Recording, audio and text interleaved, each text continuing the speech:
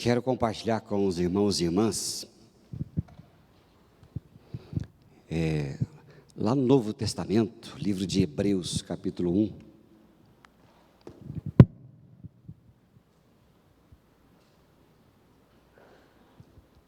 Hebreus 1, verso 4, nós vamos ler até o 14.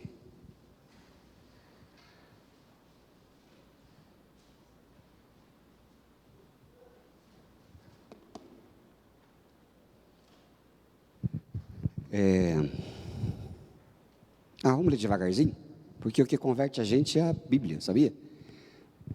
Não o que a gente fala muito. Eu gosto das parábolas de Jesus. Eu estou trabalhando numa parábola, que para trazer domingo que vem, de manhã, que é a parábola da dracma perdida. É interessante como Jesus falou tanta coisa em 6 versos. Aí eu fiquei pensando, brinquei comigo mesmo, né? Porque eu gosto de brincar comigo mesmo. Eu disse, engraçado, Jesus prega em 6 versículos e a gente pega aquele versículo, complica ele e fala em 2 horas. Mas eu vou tentar fazer só em meia horinha, né? Porque ele deve ser simples, como foi a intenção. E o que converte a gente é a Bíblia. Só de ler. Vamos ler 1 a 14. Havendo Deus outrora falado muitas vezes e de muitas maneiras aos pais pelos profetas, nestes últimos dias nos falou pelo Filho, a quem constituiu herdeiro de todas as coisas, pelo qual também fez o universo. Ele é o resplendor da glória de Deus e a expressão exata do seu ser, sustentando todas as coisas pela palavra do seu poder. Depois de ter feito a purificação dos pecados, assentou-se à direita da majestade nas alturas. Até aqui, domingo passado, compartilhei com vocês sobre, hoje ele nos fala pelo Filho. Ele é o pastor das ovelhas. As ovelhas ouvem a sua voz e reconhecem. E aqui então vamos para o 4. Tendo-se tornado tão superior aos anjos, quanto herdou mais excelente nome do que eles.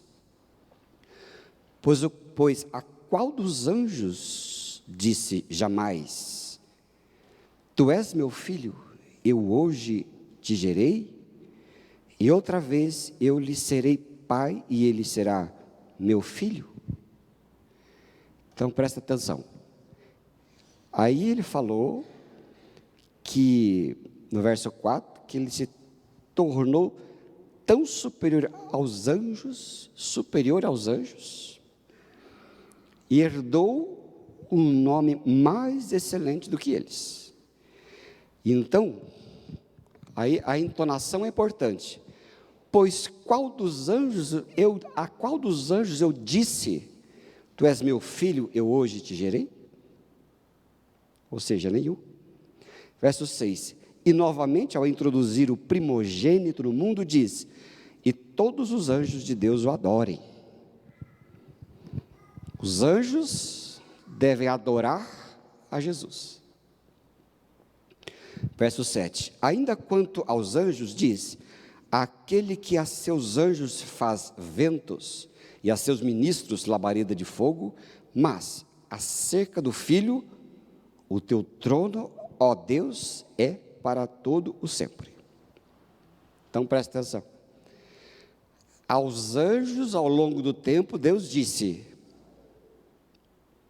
faz ventos, façam labareda de fogo.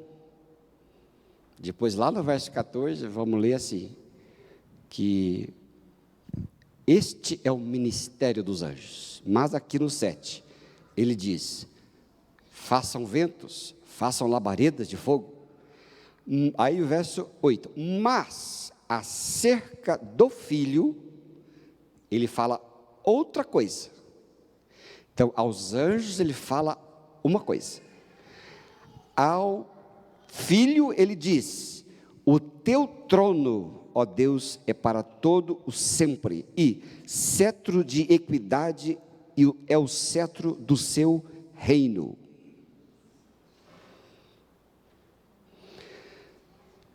Verso 9: amaste a justiça e odiaste a iniquidade, por isso Deus, o teu Deus, te ungiu com o óleo de alegria, como a nenhum dos teus companheiros. Ainda, no princípio o Senhor lançaste os fundamentos da terra, e os céus são obra das tuas mãos. Verso 11: eles perecerão, tu, porém, permaneces. Sim, todos eles envelhecerão, qual veste. Também qual manto os enrolarás, e como veste serão igualmente mudados. Tu, porém, és o mesmo, e os teus anos jamais terão fim. Ora, a qual dos anjos jamais disse: assenta-te à minha direita, até que eu ponha os teus inimigos por estrado dos teus pés? Não são todos eles espíritos ministradores, enviados para serviço a favor dos que hão de herdar a salvação? A carta aos Hebreus, ela foi escrita aos cristãos que estavam correndo o risco de abandonar a sua fé. Estavam desanimados, e alguns deles já tinham deixado de ir aos cultos. Por isso tem aquele versículo que o pastor gosta muito de usar, né? Não deixei de vos congregar, quando é costume de alguns. É por isso que ele disse lá. Então eles estavam desanimados e não congregavam, e o que tudo mostra, essas pessoas eram judeus que tinham se convertido à fé cristã, mas que possivelmente por causa da perseguição eles estavam adoecidos, estavam fracos, e eles estavam pensando em voltar à fé dos judeus, de novo. Estavam querendo voltar atrás. E é por isso que ali, a carta dos Hebreus é quase um sermão, né? Somente. Mas uma das blasfêmias dos judeus mais perigosas contra o Senhor Jesus foi com respeito à sua filiação.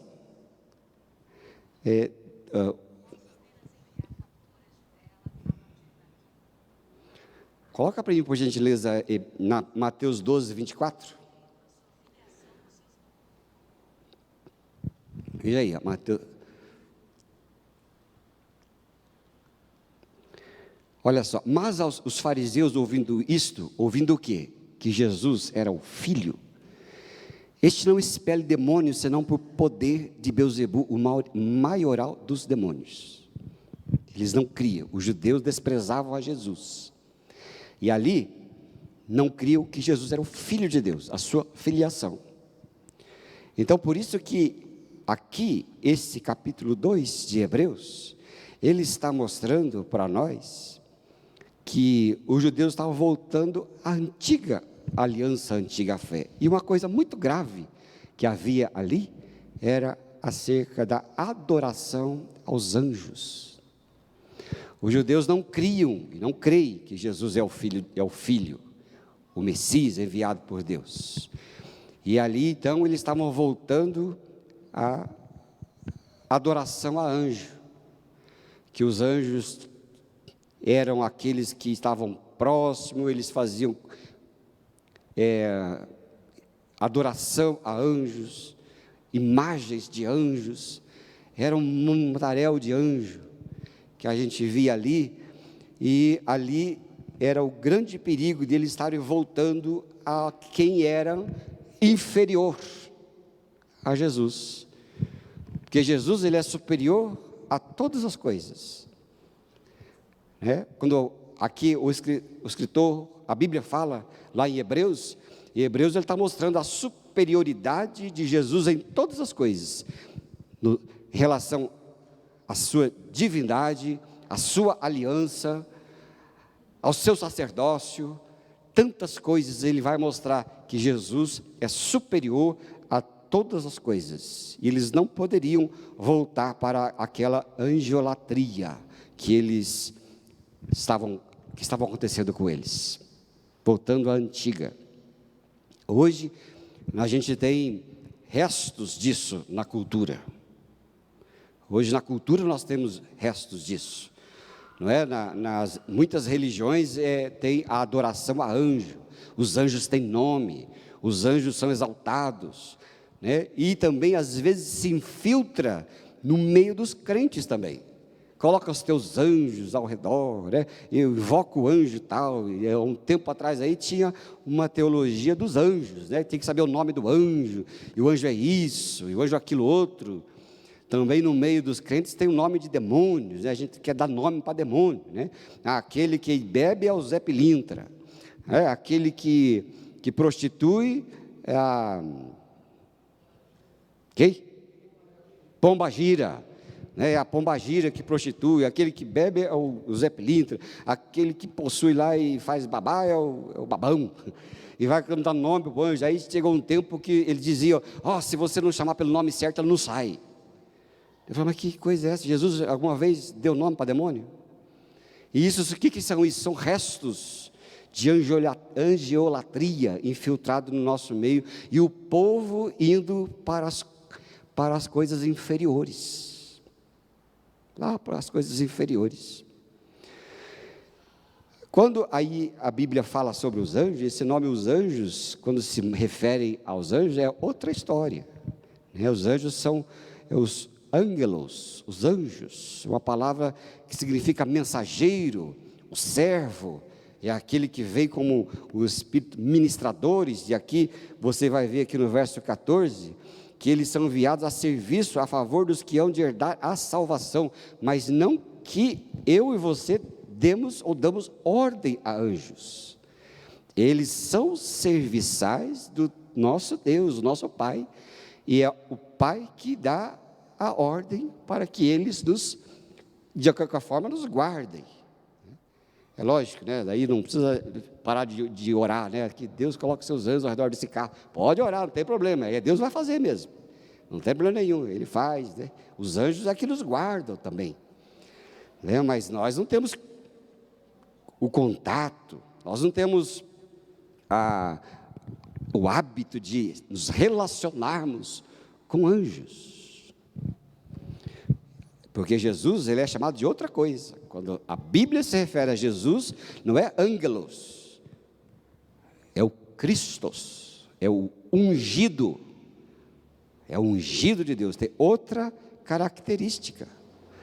Os anjos são diferentes de Jesus. Ele é diferente na sua natureza. A natureza de Jesus é diferente de anjo. Então, às vezes a gente confunde. A gente pensa que as pessoas sabem, mas não sabem. Mas Jesus, o que é Jesus? Ele é um anjo? Jesus não é um anjo. Jesus é o Filho. Ele é a segunda pessoa da Trindade, da mesma essência do Pai. Ele não tem a mesma essência de anjo. Vamos voltar agora a ler no verso 5, que diz assim: pois a qual dos anjos já disse jamais: tu és meu filho, e hoje te gerei? Essa é uma menção lá no Salmo número 2. Lá no Salmo número 2, quando Davi está falando ao povo, ele está dizendo ao povo sobre uma visão do Messias. Davi, ele foi também um profeta, escritor, e ele teve muitos salmos que ele se referia a Jesus, o Messias, ao Senhor, o Messias. E ali no Salmo número 2, é ele trazendo à terra a visão de Deus para a terra, acerca daquele verso lá: tu és o meu filho, eu hoje te gerei. Quem ele gerou? O Pai, ele é a mesma essência do Pai. E aqui então, a carta de Hebreus está dizendo: a qual anjo Deus falou: tu és meu filho, eu hoje te gerei? Nenhum. A única pessoa destinada a isso é o Filho. É o Filho. Né? Então aqui, a gente percebe a natureza de Jesus, e a Bíblia faz a comparação do Filho com os anjos e mostra a sua superioridade. Jesus é superior. Jesus não é alguém a mais no nosso portfólio de idolatria, ou portfólio evangélico, ou qualquer coisa que seja. Jesus, ele é o próprio Deus em sua encarnação, como diz no versículo 3, olha lá, verso 3,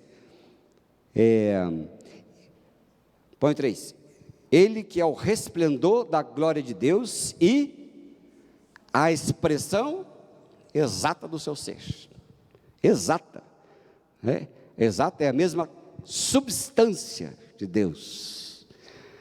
Por isso que Tomé lá, foi Filipe que perguntou, Jesus, mostra-nos o Pai, e Jesus falou, mas eu estou há tanto tempo com você, e você diz para mim, mostra-nos o Pai?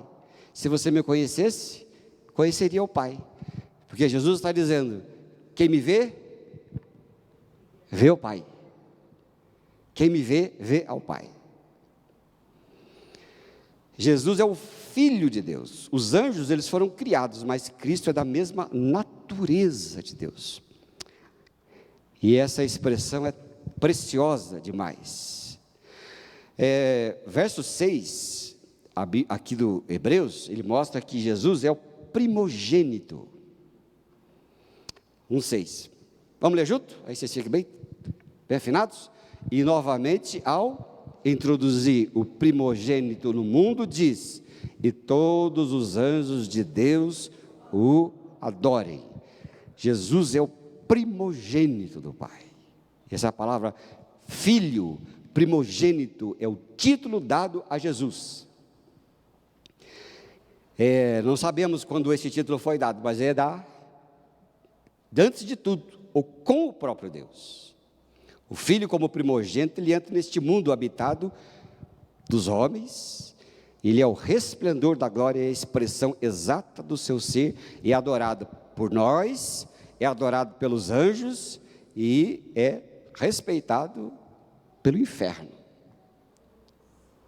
O inferno vai se dobrar, junto com todos aqueles que não reconhecem a Jesus como a expressão exata de Deus e o Salvador das suas vidas. Mas ele é o primogênito, o texto que nós lemos diz, ele é o primogênito. Por que ele é o primogênito? Porque todos nós somos os outros seus filhos, amém? Oh, glória a Deus, aleluia. Você é filho de Deus, filha de Deus, legitimíssimo, porque Jesus é o primeiro de muitos outros. Romanos 8, 29, vou ver se eu acertei. Ele é o primeiro, e nós somos todos os outros, os filhos dele. Vamos ler junto? Porquanto aos que de antemão conheceu, também os predestinou, para serem conformes à imagem do seu Filho, a fim de que Cristo seja o primogênito entre nós. Por isso que Deus já falou antes dos tempos, ele é o primeiro, é o primogênito, porque tem todos os outros, que serão nascidos dele, não nascido da carne, que quem nasce da carne é carne, mas quem nasce do Espírito é Espírito, e nós somos os outros filhos de Deus, porque Jesus é o nosso irmão mais velho, ele é o nosso irmão mais velho, e nós somos os herdeiros do Pai, não é verdade? Coisa boa, né? Nós somos os seus herdeiros, nós cremos nisso. Lá em Efésios 1,6 está escrito que ele nos recebeu, nos salvou, e nós estamos assentados nas regiões celestiais juntamente com ele.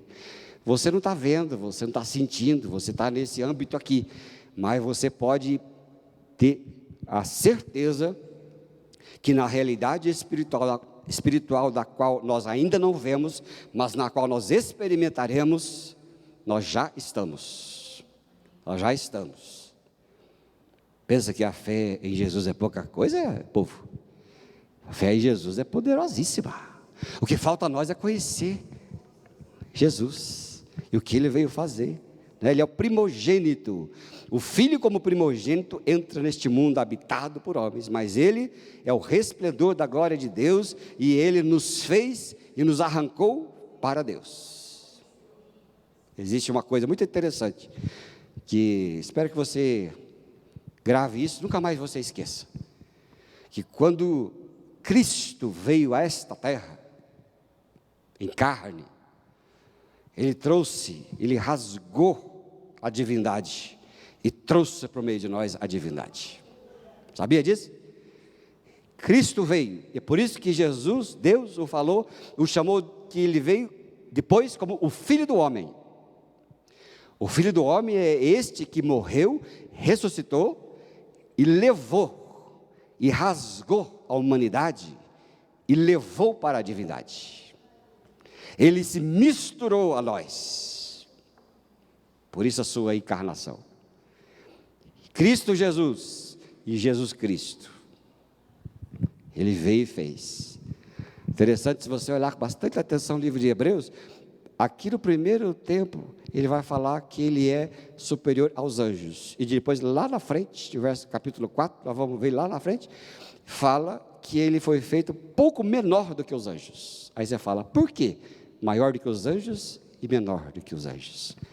Porque quando Ele veio em carne, Ele se tornou menor do que os anjos, para nos levar lá para cima, para a divindade. Em fraqueza, venceu a morte, para nos dar a sua vida. É tão precioso, irmãos e irmãs, que olha, é riquíssimo. Aqui também fala, aqui no nosso texto que nós lemos, que Ele também é o Rei ungido de Deus. Verso 8 e 9. Verso 8 e 9, aqui Ele diz: acerca do Filho, o teu trono, ó Deus, é para todo sempre, cetro de equidade e cetro do seu reino. Amaste a justiça, odiaste a iniquidade. Por isso Deus, o teu Deus, te ungiu com óleo de alegria, como a nenhum dos seus companheiros. Jesus aqui, Ele é o Rei ungido. Existem todos os reis da terra, mas o Rei desta terra, o Rei do universo, é Jesus Cristo. Ele se tornou Rei e sacerdote. Ele é o Rei de todas as coisas. Aqui Ele expressa essa realidade de Jesus, porque só o Filho de Deus cumpriu essa palavra lá do salmista, porque isso aqui, né, ele está lá no Salmo 45, o homem de Hebreus, a pessoa que escreveu o livro de Hebreus, ele traz lá do Antigo Testamento o Salmo 45 para cá, porque ele fala lá, estava escrito acerca do Rei dos Reis. Acho muito interessante que o George Miller, pesquisa no Google, porque a gente só dá exemplo lá da antiguidade, né? George Miller cuidou de muitas crianças na Inglaterra, e uma vez a rainha olhou para ele, chamou o Miller para se colocar à disposição para ajudá-lo. E ele então tinha feito um propósito lá atrás, dizendo assim: ninguém vai saber das necessidades dessas crianças, a não ser o próprio Deus e Jesus, o Rei do universo. Porque Ele queria que o povo crescesse, que Deus sustentava a vida do povo. É muito diferente de hoje em dia, a gente vê gente nessa choramingança por aí, né? É choramingança? E às vezes a choramingança vem até disfarçada de espiritualidade. Sabia disso? Um dia alguém chegou para mim e disse: ai pastor, ore por mim, porque eu estou passando por tanta necessidade, e Deus está dizendo que não tem intercessor. Eu olhei para a pessoa e disse: por que você mesmo não ora? Quer dizer que Deus não faz para a sua vida, porque você não orou para outro orar para você receber? Que raio de Deus é esse que você crê? Porque o Deus que eu creio é aquele que rasgou o véu e diz: você está na minha presença, fala que eu te escuto. E às vezes a gente conhece os choramingantes. Ah, coitadinho de mim, né? não me fazem nada, não me ajudam, não olhem para mim. Mas Jorge Emílio olhou e ele disse para aquela mulher que falou assim: pede que eu vou te ajudar, pede o que você quiser que está precisando. E ele muito respeitosamente disse para a rainha: eu não estou autorizado pelo meu rei a contar das necessidades dele para nenhum dos seus súditos. Aí ela entendeu e respeitou. Ela entendeu que era a rainha, sim, protocolar, mas era súdita do Rei dos Reis. Ele é o rei ungido. Ele também é superior na sua obra. Esse rei ungido, aqui nós lemos assim, esse aqui, precioso. Verso 9: amaste a justiça, odiaste a iniquidade, por isso o teu Deus, te ungiu com um óleo de alegria como a nenhum dos teus companheiros. Essa palavra óleo de alegria só é usada para os crentes, sabia disso? Não tem nenhum outro lugar onde o óleo de alegria é usado para outra coisa, porque ele descreve para nós a administração constante do nosso Deus, o seu governo nas nossas vidas, e ele fala: eu derramo sobre vocês o óleo de alegria. Ele fala: óleo de alegria como a nenhum dos seus companheiros. É o óleo de alegria sobre a vida dos crentes que participam da vocação celestial. Se você não é alegre, você deve clamar a Jesus pelo seu óleo de alegria, porque Ele tem óleo de alegria para derramar sobre a nossa vida. Já percebeu como o óleo é meloso? Como você usa óleo em casa e às vezes você tem que lavar o recipiente do óleo para poder largar de melar sua mão? É ou não é? Ele não é meloso? Difícil de tirar, né? Não é difícil de tirar? Óleo só tira-se com o detergente. Porque o detergente ele tem uma molécula, a única molécula capaz de quebrar, né, a substância oleosa. Por isso que o detergente tira a oleosidade da louça. Mas o óleo é difícil, ele gruda, ele agarra. Mas esse óleo é o óleo destinado aos seus filhos e filhas, o nosso rei que governa este mundo com o seu cetro de justiça. Sabia? Se você está triste, se você é um homem triste, uma mulher triste, clame pelo óleo de alegria, meus irmãos e irmãs, porque Ele dá para nós óleo de alegria. Ele concede o seu óleo de alegria, Ele derrama o seu óleo de alegria sobre nós, e não tem fim a sua alegria, a sua vida. A gente tem a tendência horrorosa de nos fixar nas coisas ruins. Você já percebeu?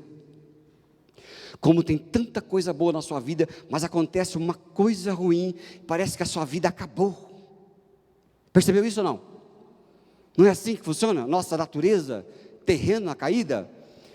Você tem coisas boas, você tem lugar bom, você come até demais, né? Porque vai no médico, o médico fala assim: corta tudo, porque você está morrendo de saúde, tanta saúde que você tem que cortar, senão você vai morrer de tanta saúde, né? Você tem tanta coisa boa, mas de repente acontece uma coisa ruim, com o marido, com o filho, né?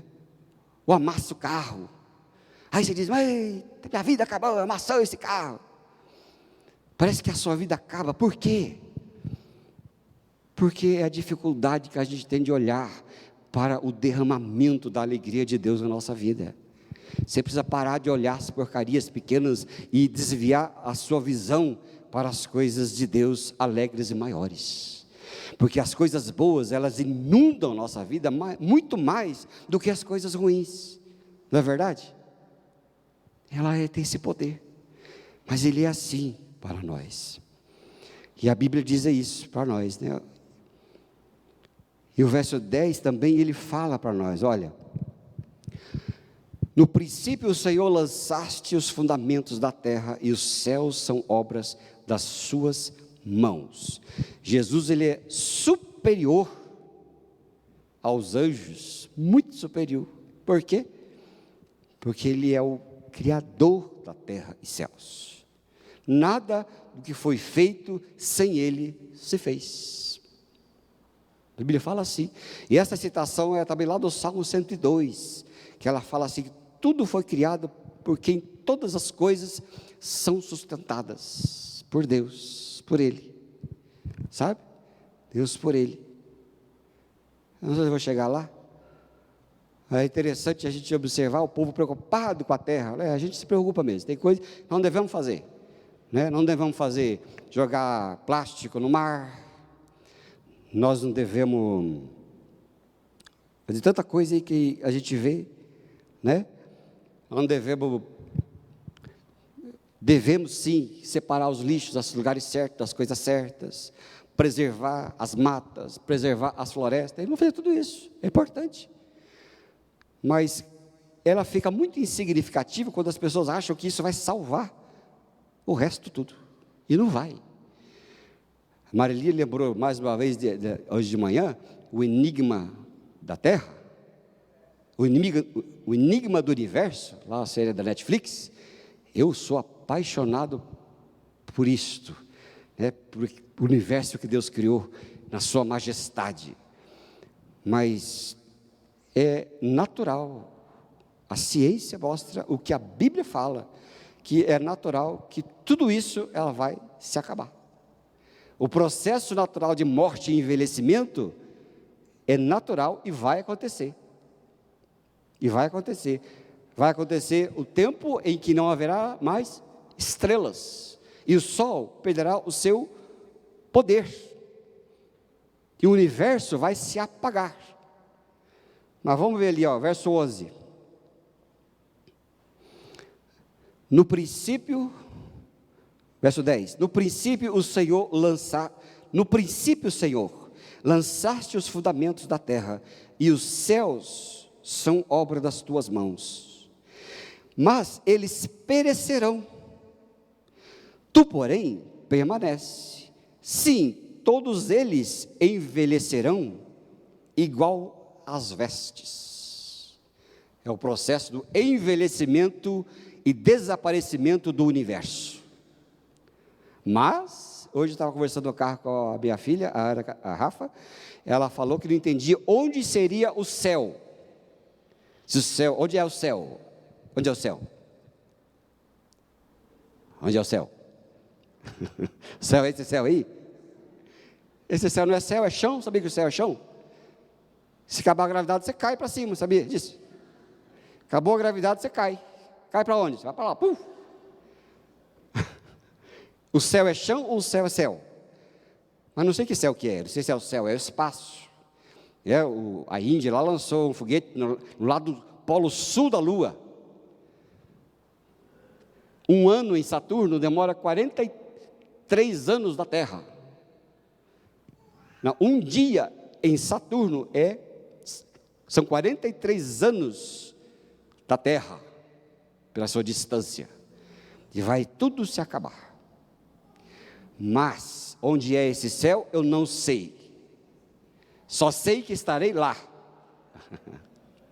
Não sei qual dos muitos universos, que Deus talvez criou uma terra bem, talvez Ele falou assim, esse aqui é o rascunho para vocês, mas eu tenho um lugar lá que é perfeito para vocês, e lá não vai ter terremoto, não vai ter furacão, nem o time vai ter, nem furacão de espécie alguma, não vai ter tsunami, 55 graus, você não vai se queimar, não vai ter câncer de pele, quem sabe? Ou é o céu de Deus, a terceira dimensão que nós não sabemos, mas eu não quero saber. O importante é que quando eu bater as pálpebras dos olhos, eu vou aparecer lá no céu de Deus. Batista, você vai também? O Batista vai chegar lá e falar assim, eita Batista, não vai ser Batista, não vai ser metodista, nem presbiteriano, você vai ser do reino. Você vai ser do reino. É o de Deus, Ele é o Criador, Ele é e aí o verso 11 ele fala, tudo vai ficar velho, mas tu, porém, permanece para sempre. Lá em Hebreus, lá na frente, capítulo 13, verso 8, vai lá, Hebreus 13, 8, esse vale a pena a gente fazer o serviço. Vamos já junto? Jesus Cristo é o mesmo ontem, hoje e o mesmo e o será para sempre. Tudo envelhece, mas o Criador do universo tem tudo sob controle. Céus e terra passarão, mas a sua palavra durará para sempre, porque a palavra dele é que está nos lavando e nos levando para a eternidade. Gosto muito, lá em Isaías 55, tem um verso espetacular. Vamos terminar com esse Isaías 55, que eu acho espetacular. Aí, para nós. Espera aí, deu tilt aqui no meu trem aqui. Eu vou achar aqui, Isaías 55. Vou achar o verso. Você viu como está moderno as coisas hoje em dia?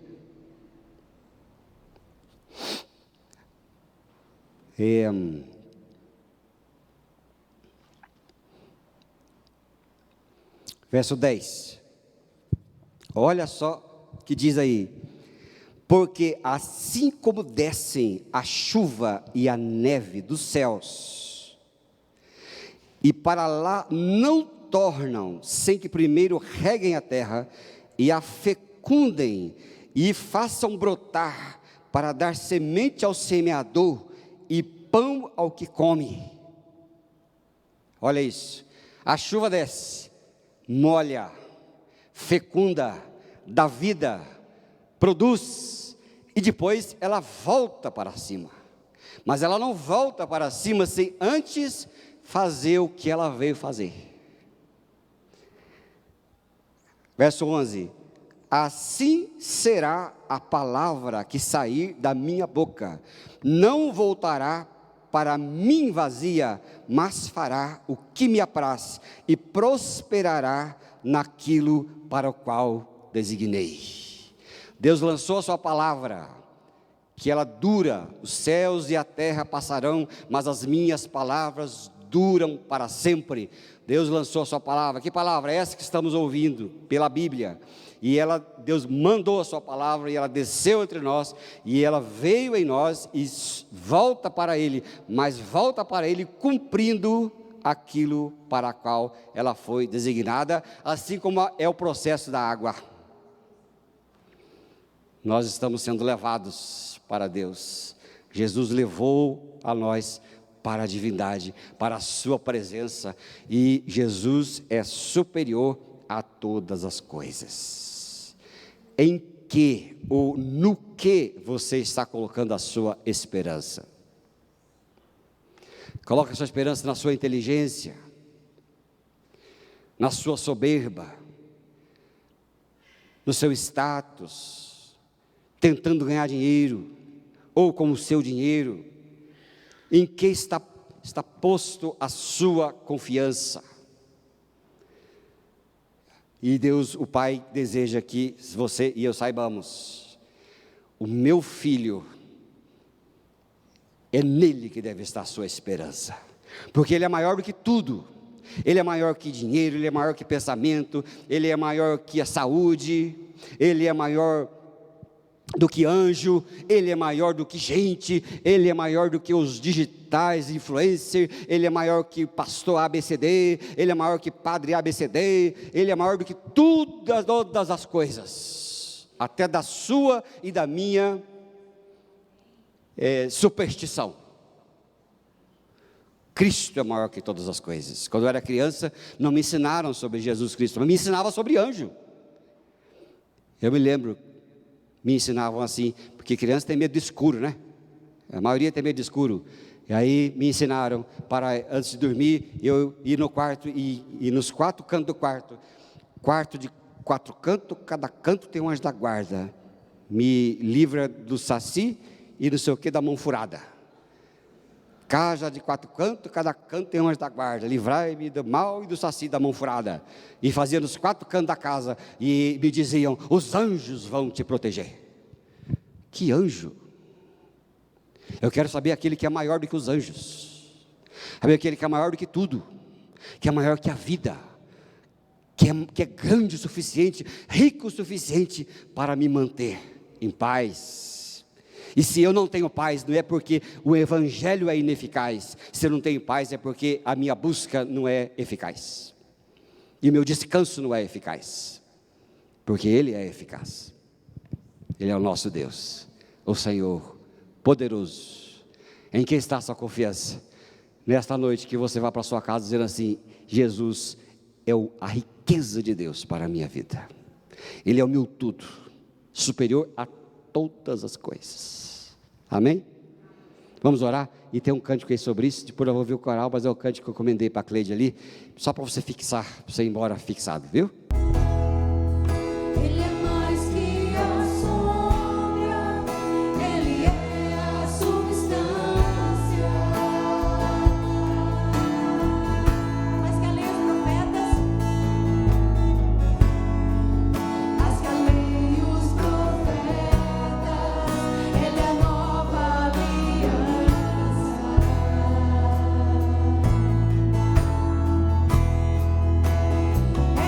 Ele é o resplendor da glória de Deus, a expressão exata do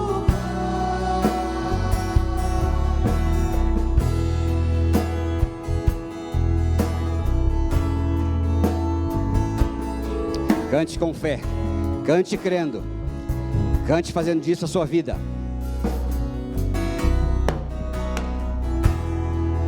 Ele é mais que a sombra, Ele é a substância.